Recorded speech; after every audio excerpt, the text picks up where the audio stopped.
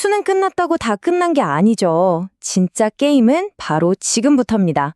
여러분 손에 성적표가 들려있는 바로 이 순간부터 원서 접수 마감까지 여러분의 대학을 결정할 운명의 24일이 시작됐습니다. 이 숨가쁜 시간을 어떻게 써야 할지 제가 완벽하게 아주 깔끔하게 정리해 드릴게요. 자, 바로 시작해 볼까요? 네, 맞습니다. 우리에게 주어진 시간은 딱 24일이에요. 이 시간이 누군가에겐 정말 엄청난 기회가 될 수도 있고 또 다른 누군가에겐 정말 피말리는 초조한 시간이 될 수도 있겠죠. 이 24일을 어떻게 쓰느냐, 어떻게 설계하느냐에 따라서 여러분의 결과가 정말 180도 달라질 수 있습니다. 그래서 오늘 제가 이 24일을 정말 알차게 하루하루 쪼개서 어떻게 써야 하는지 이 순서대로 차근차근 짚어드릴 거예요. 성적표 딱 받고 나서 첫 3일 동안 뭘 해야 하는지부터 시작해서 나한테 제일 유리한 대학은 어디일까 찾아보는 법, 그리고 가장 중요한 가나다군 포트포리오 짜는 법, 마지막으로 올해만 해당하는 특별한 변수까지 정말 하나도 빠짐없이 다 알려드릴 테니까요. 그냥 걱정 붙들어 매시고 편안하게 따라오시기만 하면 됩니다. 자, 첫 번째 순서입니다. 24일간의 레이스, 그 출발선이죠. 모든 건 바로 이 종이 한 장, 여러분 손에 들려있는 그 공식 성적표를 딱 쥐는 순간부터 시작되는 겁니다. 성적표 받는 방법이야 뭐 다들 아시죠? 재학생이라면 학교에서, 졸업생은 온라인으로 받으면 되고요. 근데 사실 어떻게 받느냐보다 더 중요한 게 있어요. 바로 마음가짐입니다. 가채점보다 잘 나왔다고 너무 들뜨지도, 못 나왔다고 너무 좌절하지도 마세요. 이제 이 점수가 여러분의 유일한 무기입니다. 이 숫자를 가지고 어떻게 싸워야 할지 이제부터 정말 냉정하게 고민해 시작해야 할 시간이라는 거죠. 자, 이제부터가 진짜 중요합니다. 제가 골든타임이라고 부르는 시간인데요. 바로 성적표 받고 첫 3일, 이 72시간 동안 여러분이 뭘 하느냐에 따라서 정시 전략의 거의 80%가 결정된다고 해도 절대 과장이 아니에요. 이 3일 동안 여러분이 꼭 해내야 할 미션은 딱 3가지예요. 첫 번째, 성적 분석. 가채점 결과랑 실제 점수를 비교하면서 어떤 과목이 내 점수를 확 끌어올렸는지, 소위 말하는 효자 과목이 뭔지 찾아내는 거예요. 두 번째는요, 예측 서비스를 활용하는 겁니다. 배치표 같은 걸 보면서 내 점수로 대충 어느 정도 대학 라인이 있는지 큰 그림을 한번 그려보는 거죠. 그리고 마지막 세 번째, 특히 상위권 대학을 노리는 친구들이라면 절대 놓치면 안 되는 거, 바로 변환 표준 점수 확인입니다. 이게 정말 진짜 핵심 변수거든요. 변환 표준 점수. 벌써부터 이름만 들어도 막 머리가 지끈지끈 하시죠? 괜찮아요. 괜찮습니다. 이게 말만 어렵지 알고 보면 진짜 별거 아니거든요. 오히려 이걸 제대로 이해하면 남들은 모르는 나만의 강력한 무기가 될 수 있어요. 이게 뭐냐면요. 아주 쉽게 말해서 탐구 과목 운빨을 없애려고 대학들이 만든 장치라고 생각하시면 돼요. 어떤 과목은 쉽게 나오고 어떤 과목은 어렵게 나오잖아요. 그럼 똑같이 만점을 받아도 표준 점수가 달라지니까 불공평하죠. 그래서 대학들이 그러면 우리가 자체 기준으로 점수를 한번 싹 보정해 줄게 하는 거예요. A 과목 만점자랑 B 과목 만점자를 똑같은 출발선에 세워주겠다는 거죠.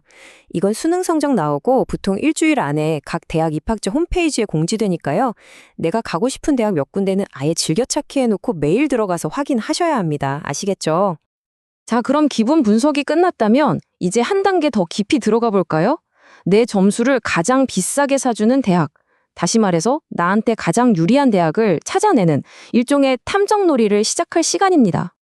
지금 보시는 이 표, 이거 정말 중요합니다. 별표 5개짜리예요. 예를 한번 들어볼게요. 서강대학교 인문계열 같은 경우는 수학 반영 비율이 무려 43.3%나 돼요. 이게 뭘 의미하냐면요. 내가 만약에 국어랑 영어를 조금 망쳤어도 수학 점수 하나가 압도적으로 높다? 그러면 총점이 비슷한 다른 친구를 그냥 이겨버릴 수 있다는 얘기예요. 신기하죠? 그러니까 내 성적표를 딱 펼쳐놓고 나의 강점과 약점이 뭔지 분석해서 마치 퍼즐 맞추듯이 나한테 가장 유리한 조합을 가진 대학을 찾아내야 하는 겁니다. 그리고 이건 정말 아는 사람만 아는 꿀팁인데 12월 24일 크리스마스 이브 날이죠? 이날 다들 놀 생각만 하실 텐데 딱 하나 반드시 확인해야 할 게 있습니다. 바로 최종 모집 인원이에요. 왜냐하면 수시에서 붙고도 등록 안 한 친구들, 그 인원이 전부 정시로 넘어오거든요. 이걸 수시 2월이라고 하는데 내가 쓰려고 했던 과에서 갑자기 5명, 10명씩 더 뽑을 수도 있다는 거예요. 이게 막판 뒤집기를 가능하게 하는 엄청난 변수가 될 수 있습니다. 자, 이제 모든 정보 수집과 분석이 끝났습니다. 드디어 마지막 단계예요. 여러분 손에 쥐어진 단 3장의 카드. 가군, 나군, 다군. 이 카드들을 어떻게 조합해서 최상의 결과를 만들어낼지 최종 포트폴리오를 완성할 시간입니다. 보통 일반적인 전략은 이렇습니다. 가장 메인이 되는 나군에 내 점수에 맞는 적정 지원. 그러니까 내가 가장 가고 싶고 합격 가능성도 높은 곳을 딱 쓰는 거죠. 그리고 가군에서는 선택을 하는 거예요. 여긴 무조건 붙는다 하는 안정카드를 하나 쓰거나 아니면 해라 모르겠다 한번 질러보자 하는 상향카드를 쓰는 거죠. 그리고 보통 변수가 많은 다군은 예비번호가 많이 도는 학과를 노려서 보험용으로 하나 써두는 경우가 많아요. 결국 안정, 적정, 상향 이 3장의 카드를 어떻게 조합하느냐가 여러분의 최종 전략이 되는 겁니다. 근데 여기서 진짜 생각만 해도 소름 돋는 디테일이 하나 있어요. 만약에 나와 경쟁자의 총점이 소수점 둘째 자리까지 완벽하게 똑같다면 어떻게 될까요? 바로 그때 합격과 불합격을 가르는 마지막 기준이 동점자 처리 규정입니다. 어떤 대학은 우리는 수학 점수 높은 애 뽑을래. 또 다른 대학은 우리는 탐구 점수 높은 애 뽑을래. 이렇게 정해놨어요. 이 깨알 같은 글씨 하나 확인 안 했다가 예비 1번 받고 눈물 흘리면 정말 땅을 치고 후회할 일 아니겠어요? 모집 요강 꼭 확인하셔야 합니다. 좋습니다. 이제 전략 수립까지 모두 끝났어요. 그럼 이제 달력의 중요한 날짜들 빨간 펜으로 동그라미 칠 시간이죠. 원서 접수부터 최종 등록까지 전체 타임라인을 머릿속에 딱 넣어두셔야 흔들리지 않습니다. 자, 한번 보시죠. 원서 접수는 12월 말, 크리스마스 지나고 연말 분위기에 다들 들떠 있을 때 딱 3일간 진행돼요. 이때 정신 바짝 차려야 합니다. 그리고 약 한 달, 정말 피말리는 기다림의 시간이 지나면 2월 초에 드디어 합격자 발표가 나죠. 합격의 기쁨을 누렸다면 2월 5일까지 등록을 마쳐야 하고요. 혹시라도 예비번호를 받았다면 2월 13일까지 정말 하루에도 몇 번씩 홈페이지를 새로 고침하게 될 겁니다. 정말 끝날 때까지 끝난 게 아니라는 말 이때 실감하게 되실 거예요. 자, 이제 정말 마지막입니다. 오직 2026학년도 입시에만 해당하는 아주 특별한 변수 몇 가지를 짚어드릴게요. 작년이랑은 또 완전히 다른 판이거든요. 이 미묘한 흐름의 변화를 읽는 사람이 결국 마지막에 웃게 될 겁니다.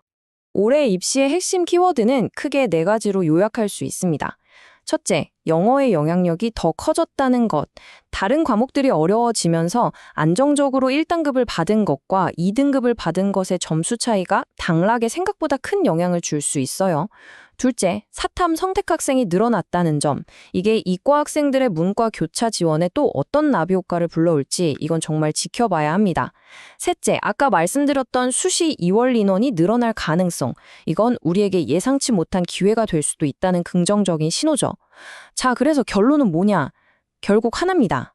안정카드와 상향카드를 정말 영리하게 잘 섞어서 균형 잡힌 포트폴리오를 만드는 게 그 어느 해보다 중요해졌다는 겁니다. 네, 오늘 제가 준비한 내용은 여기까지입니다. 여러분이 성적표를 손에 쥐고 마지막 원서 접수 클릭 버튼을 누르기까지 주어진 시간 정확히 24일입니다. 이 시간을 그저 부안과 후회로 채워버릴지 아니면 치밀한 분석과 단단한 확신으로 가득 채울지는 전적으로 여러분의 선택에 달려 있습니다. 자, 여러분의 24일 어떻게 설계하시겠습니까?